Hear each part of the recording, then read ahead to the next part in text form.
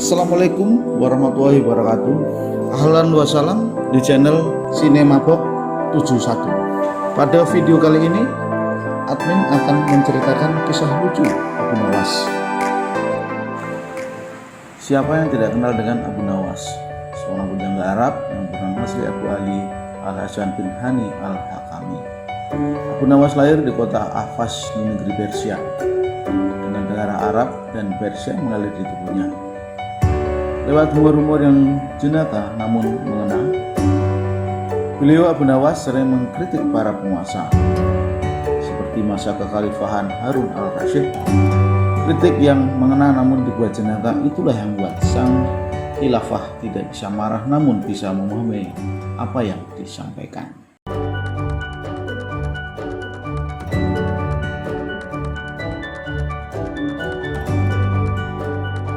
Diam-diam ternyata Abu Nawas memiliki istri yang pecemburu. Pada saat Abu Nawas sering pulang larut malam, sang istri selalu marah-marah kepadanya. Pada suatu hari, Abu Nawas keluar rumah hingga larut malam.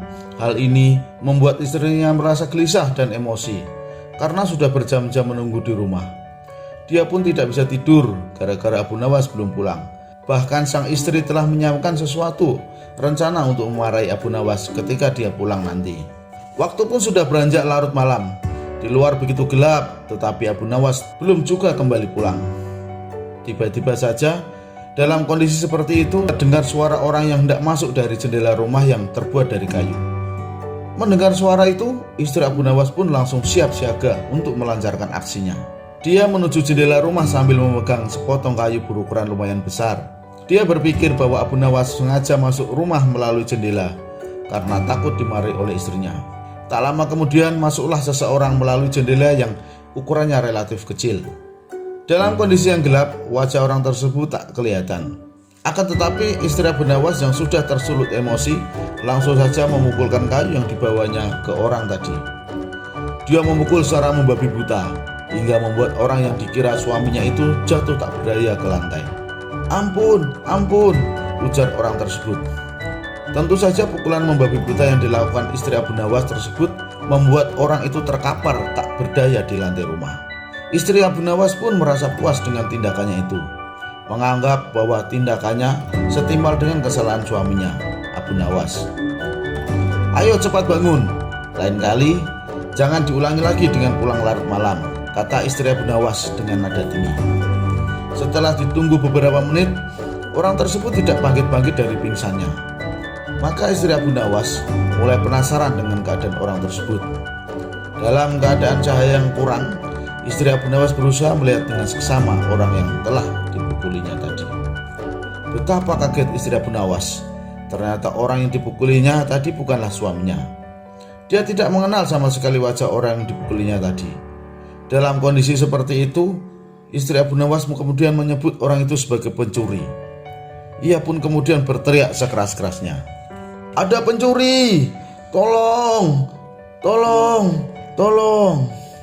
Teriak istri Abu Nawas ketakutan. Tentu saja teriakan istri Abu Nawas tersebut membuat warga di sekitar rumah Abu Nawas berhamburan keluar dan menangkap pencuri tersebut. Tak lama kemudian banyak warga yang sudah berkumpul di rumah Abu Nawas.